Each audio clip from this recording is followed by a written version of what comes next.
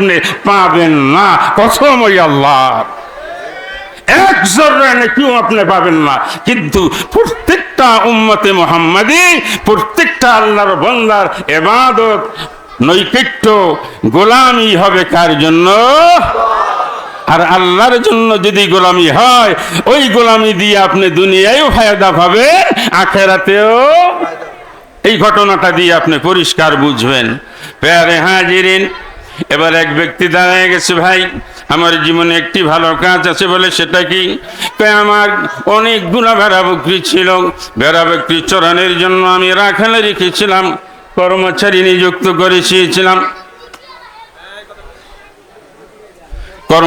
নিযুক্ত করেছিলাম, রাখালে রেখেছিলাম যাতে করে আমার ব্যবসা প্রতিষ্ঠানকে পরিচালনা করবে।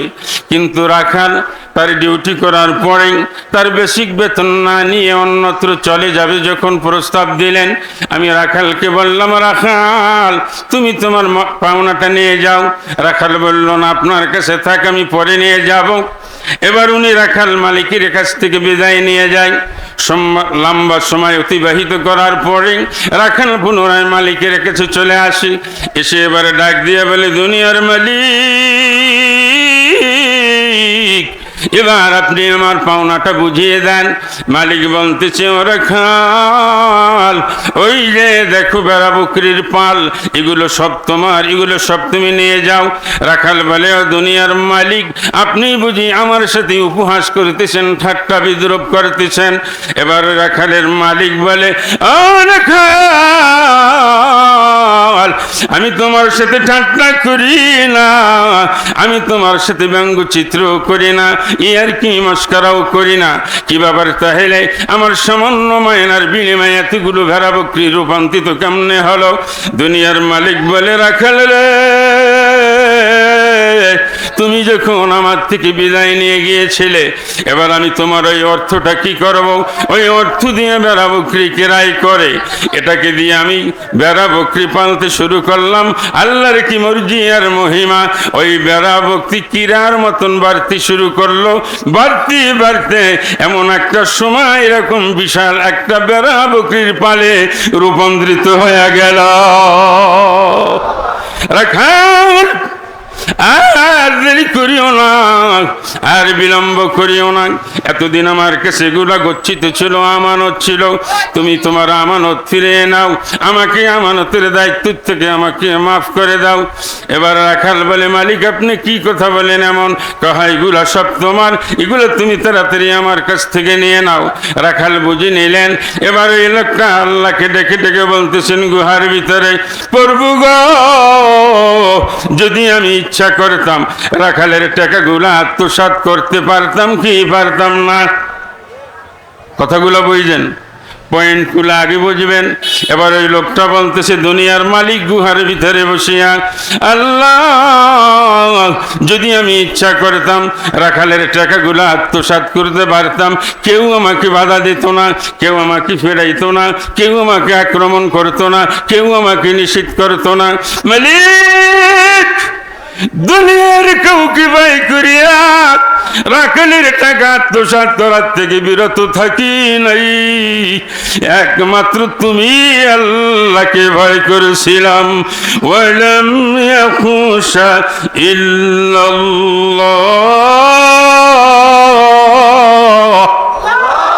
মুসলমান একমাত্র ভয় করবে কাকে? আওয়াজটা যে আসতে হইল একটু জোরে, আকাশচুম্বী আওয়াজ করবেন যেন আসমান পর্যন্ত পৌঁছে যায়। মুসলমান একমাত্র দুনিয়ায় ভয় করবে কাকে? না অ্যাটম বোম, না অস্ত্র, না কইয়া লাইছে। মিছিলি গেলে খালি দেখছে বোমা মারছে, উঠে পড়িয়া দৌড়। এ সময় কয় এগুলো মোল্লা মুন্সির কাজ, আমি বাড়ির যেয়ে হতাই তাই। ঠিক না বে? ঠিক, হ্যাঁ কথা বলেন? জীবন দেয় মোল্লারা, চুরি করিয়া খায় শ্রোতারা। আওয়াজ করে বলেন ঠিক না বেঠে? আর আমরা হইলাম রাজাকার, আমরা হইলাম আল বদর, আমরা হইলাম আল শাম, আমরা হইলাম মৌলবাদ। আওয়াজ করে বলেন ঠিক না বেঠে? জীবনের বেলায় আমরা, আর চুরি করার বেলায় তারা। এটা মানা যায় না। আপনারা মানবেন? প্যারে হাজিরিন, এবার লোকটা ডাক দিয়া বলে, ও আল্লাহ, আমি দুনিয়ার কাউকে ভয় করি নাই, দুনিয়ার কোনো রাজাকে না, দুনিয়ার কোনো বাচ্চাকে না, দুনিয়ার কোনো অ্যাটম বমকে না, দুনিয়ার কোনো কালো শক্তিকে না, দুনিয়ার কোনো মানুষকে না, এমন একটা মহামানবকে ভয় করেছি, এমন একটা শক্তিধরকে ভয় করেছি, যিনি সমস্ত শক্তির উপরে শক্তিধর, তিনি হলেন কে, নামটা বলা যাবে নি। দুনিয়ার সমস্ত শক্তির উপরে যার শক্তি, তার নামটা কি? দুনিয়ার সমস্ত শক্তিদারের শক্তি যখন শেষ, তখন কার শক্তি বিরাজমান করে? বিশ্বাস হয়নি? হ্যাঁ, বিশ্বাস হয়? প্যারে হাজিরিন, এবার লোকটা ডাক দিয়ে বলে, গুহার ভিতরে ওই বন্দি লোকটা, প্রভু, একমাত্র তোমাকে বিশ্বাস করিয়া, তোমাকে ভয় করিয়া রাখালের পয়সা গুলা, টাকা গুলা আত্মসাৎ করি নাই মালিক।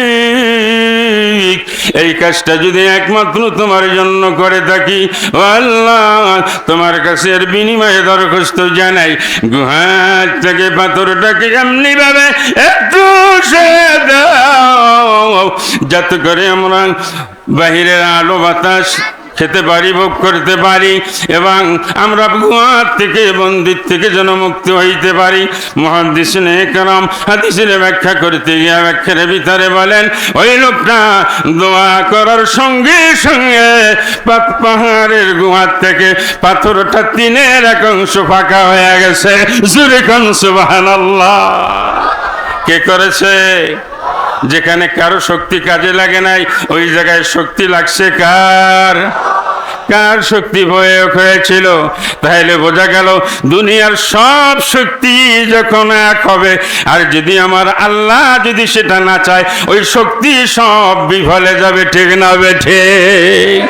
আর দুনিয়ার সব চেষ্টা যখন বিফলে যাবে, তখন শুধুমাত্র আমার আল্লাহ একটু চেষ্টা করবে, তখন মাওলার চেষ্টা সাফল্য পাবে, ঠিক না বেঠে? প্যারে হাজিরিন, এবার গুহা 2 অংশ ফাঁকা বাকি আছে, লোকও বাকি আছে কয়জন? হ্যাঁ, আল্লাহর ভয় কাহাকে বলে বুঝবেন?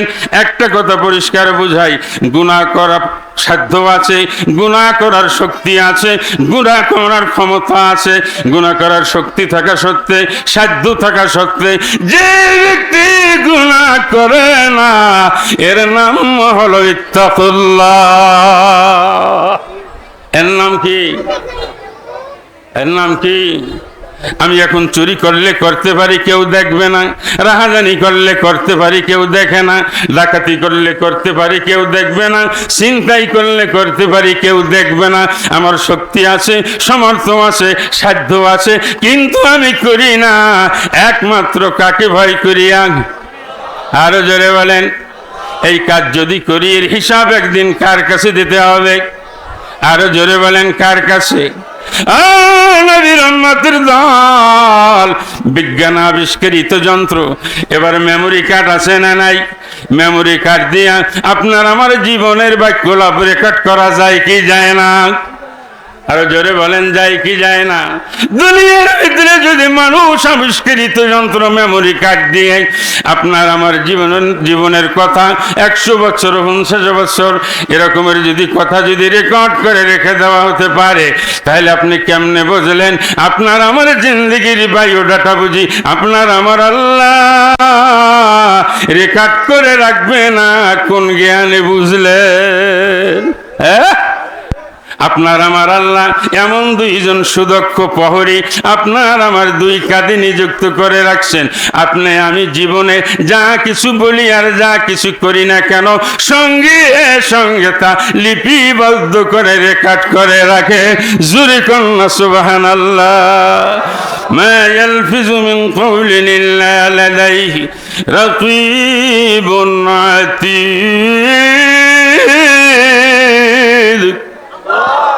প্যারে হাজিরিন, একটু চিন্তা করেন, আল্লাহর ভয়ের কথা বলি, সাহাবীদের কথা শুনলে তো আরো পরিষ্কার হবেন।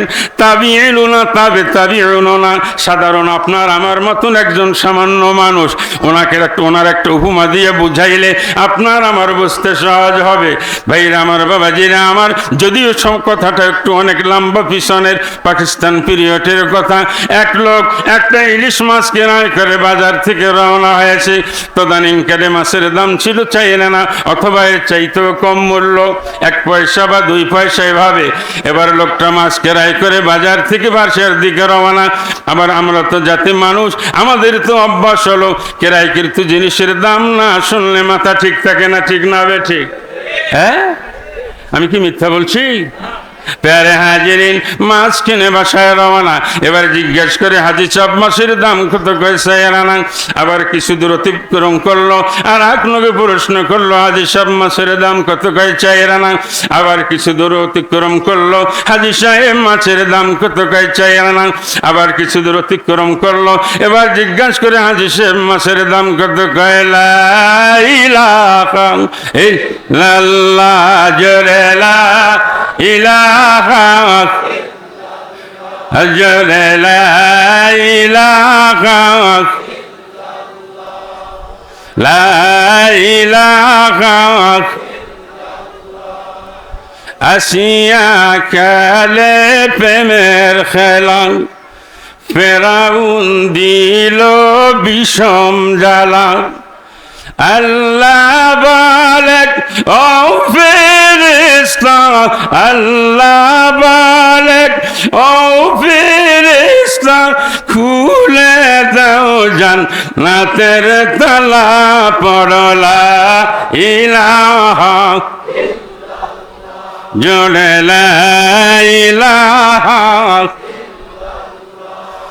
লা ইলাহা ইল্লাল্লাহ মুহাম্মাদুর রাসূলুল্লাহ সাল্লাল্লাহু আলাইহি ওয়াসাল্লাম।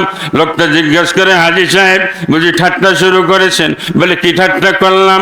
জিজ্ঞাসা করলাম মাছের দাম কত? আপনি শোনায় দিলেন লা ইলাহা ইল্লাল্লাহ, কালমা বুঝি আমি জানি না। কি ঠাট্টা মস্করি আর কি শুরু করলেন? কয় আমার দোস্ত রে,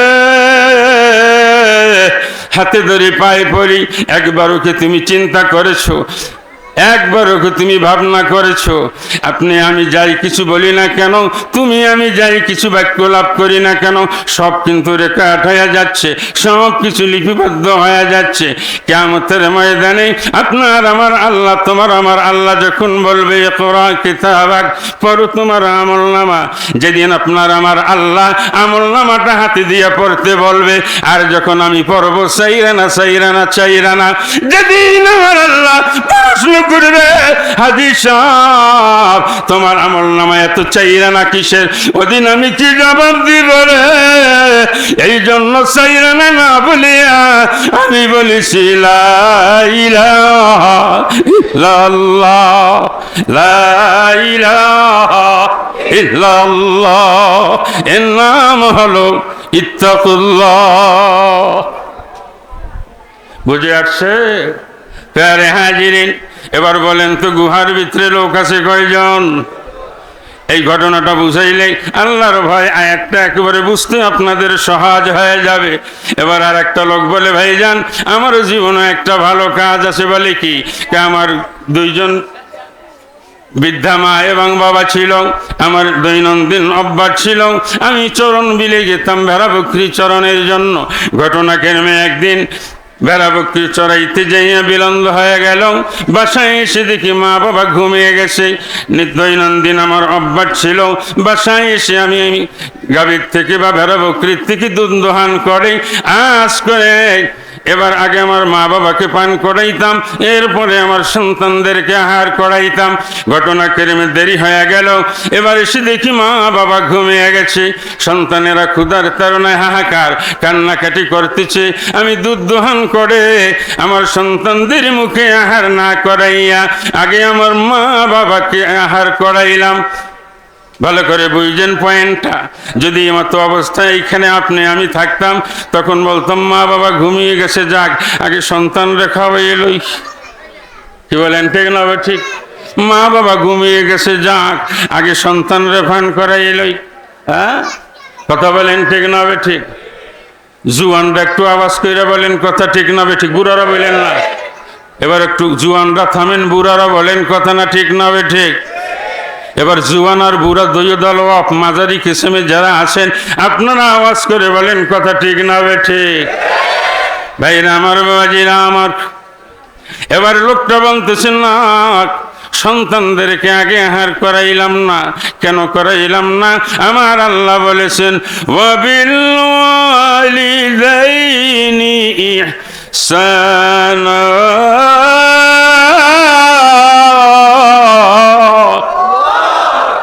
পিতামাতার প্রতি ইহসান করতে বলেছেন কে? নামাজের হুকুম খুব ভালো মানে, ঠিক না ঠিক? আর বিশেষ করে জাতে বাঙালি জুমার কথা তো কমই লাগে না। হ্যাঁ, এজন্য আমি কিছু মানুষের নাম রাখছি শুকুর আলী, আর কিছু মানুষের নাম হলো রমজান আলী। আছে না নাই? হ্যাঁ, রমজান আলী কিছু মানুষ, এদের বৈশিষ্ট্য হলো শুধু রমজান মাসে ইবাদত, বাকি 11 মাস খবর নাই। কিছু মানুষ হলো শুকুর আলী, শুধু জমা পড়ে, বাকি সপ্তাহে খবর নাই। আপনাকে বড় ছুটি এলাকায় মনে হয় এরকম মানুষ নাই? নাই? আরো আসতে কন, আমি তো বলি নাই। অনেকে ভয় ভাইয়ে কয় না, যদি মামলা করে আবার। আপনাকে বড় ছুটি গ্রামে এইরকম শুকুর আলী রমজান আলী আসেনি?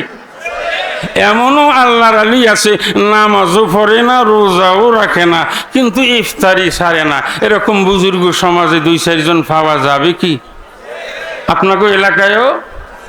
আমি বাস্তব একটা ওয়াজ শোনাই। রাস্তা দিয়ে যাচ্ছি রমজান মাস, তো দেখি কিছু নওজোয়ান ইফতার ছাড়ছে। মসজিদে আজান হয়ে গেল, জিজ্ঞেস করলাম ভাইজান আজান হচ্ছে, চলেন জামাতে নামাজটা পড়ে আসি। কয় মোল্লা ফতুয়া কম দিবেন, ফতুয়া আমরাও জানি, আপনার নামাজ আপনি পড়েন। নামাজ হলো আমগো, হ্যাগো উপরে ফরজ হইছে না? কথা কয় না?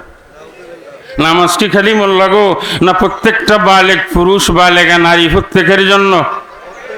হাতে অষ্টা শুনাইল কি আপনার নামাজ আপনি পড়েন গা, ফতুয়া আমরাও জানি। বার্গেনিং না করে নামাজ শেষ এসে দেখি ইফতারি খায়। চিন্তা করলাম সময় যখন আসে একটু ফতুয়াটা ভালো করিয়া একটু লাড়সার করে যাচাই বাছাই করে যাই। আমি কি ভাই এত কষ্ট করে রোজাটা রাখলেন কিন্তু নামাজটা পড়লেন না? রোজাও রাখছি না। এবার আপনারা কোন এই প্রশ্নের উত্তর আপনা করে দিলে রাগ হইতো কি হইতেন কি হইতেন না? শরীরে রাগ ধরতো কি ধরতো না? নামাজও পড়ছে না, রোজাও রাখছে না। এবার আমার পয়েন্ট হয়েছে, আমি কি ভাই ইফতারি তো রোজাদারের জন্য। আল্লাহর রসুল বলেছেন এ রোজাদারের 2 সময় হলো আনন্দ। এক হলো রোজার প্রতিদান যেদিন রব্বে কাবায় দিবে, আর এক হলো ইফতারিটা যখন সামনে নিয়ে বসে। এই 2 সময় হলো রোজাদারের আনন্দ, ঠিক না বে ঠিক?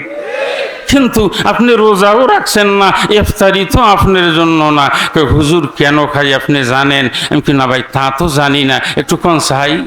এবার ওয়াজ শুরু করছে, আমি খুব ইখলাসের সাথে ওয়াজ শুনছি। এবার কয় হুজুর